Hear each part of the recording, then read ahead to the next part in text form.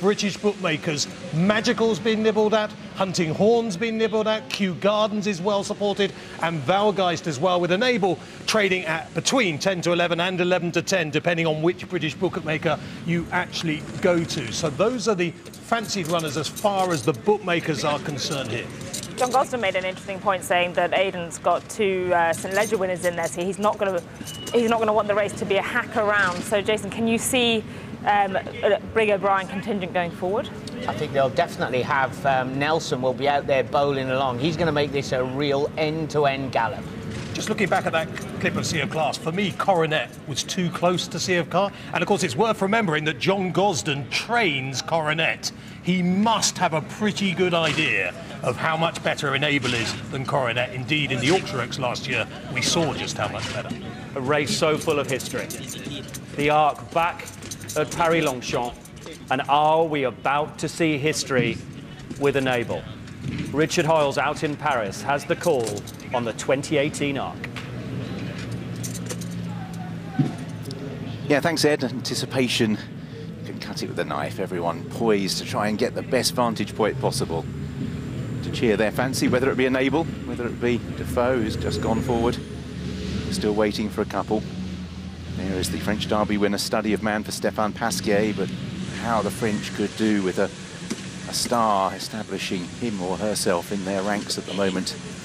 Very much had to play second fiddle to the UK and Irish horses in the season that's drawing to an end with this showdown in Paris.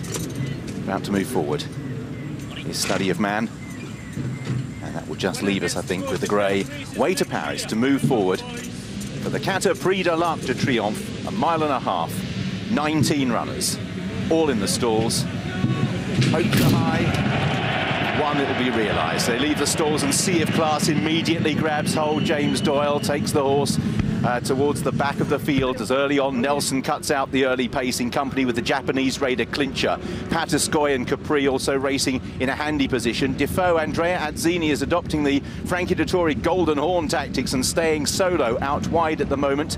Currently in midfield, Hunting Horn races on the outside of Study of Man, and then with big white faces Talismanic. Enable has settled just behind the speed in 4th place in the pink cap as Nelson cuts out the early fraction. So it's Nelson who leads from Capri. Defoe is going to sidle in and will do so in roundabout a share of 2nd place. Enable on the outside of the Japanese colt Clincher. Then towards the outer is Hunting Horn. Tiberian races in midfield in company as well with Patiscoy and Study of Man. Salouin's in midfield, the white cap of Cloth of Stars, then Talismanic way to Paris. Valgeist has about 5 behind. They include Sea of Class, who's 1 from the back in company with Magical. Louis D'Or is at the back as well in company with the grey Nerf Bosk, and Kew Gardens purple cap is also towards the tail. So they completed this long run round the back straight, and now the turns begin. Nelson into the first of them, leads by a length from Capri in 2nd. Defoe still held 3 wide. Enable to track into the pace on the outside of Clincher, and then Hunting Horn with Tiberian. Patiscoy midfield from Study of Man. Behind those Talismanic,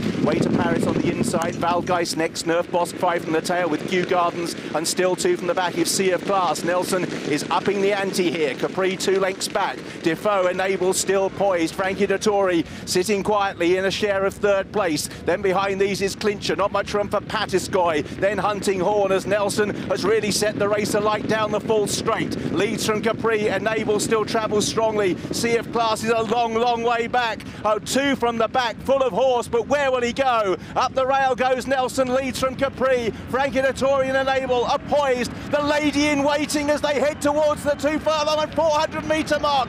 Enable and Capri are the first 2. Then Salou and Tiberian. Sea of Class is making ground through the field. Enable is asked to go and seal the arc. Sea of Class has weaved all the way through with Cloth of Stars to chase, but it's Enable 2 legs clear. Valgeist, Sea of Class, and also Cloth of Stars are closing down. Enable, Sea of Class is still coming. Enable and Sea of Class. Wow, Enable may have just held on, but it got mighty close, hitting the line. Enable, Sea of Class was coming with every stride. James Doyle had manoeuvred the horse through every gap. Frankie looks up, he looks a little worried. Maybe this time he doesn't need to be.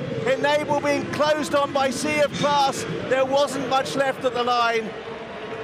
Behind those in third was Cloth of Stars. That's the picture that tells the story. Enable joins the pantheon of greats, the dual arc winner. But boy, what a female finale as Sea of Class came home strongly. Wow, the people at Longchamp, you at home have just witnessed something very special. Two great fillies, but the one on the far side has made history. 6 for Frankie, and Enable becomes the first British trained horse to win 2 arcs, just the 8th in history to do so.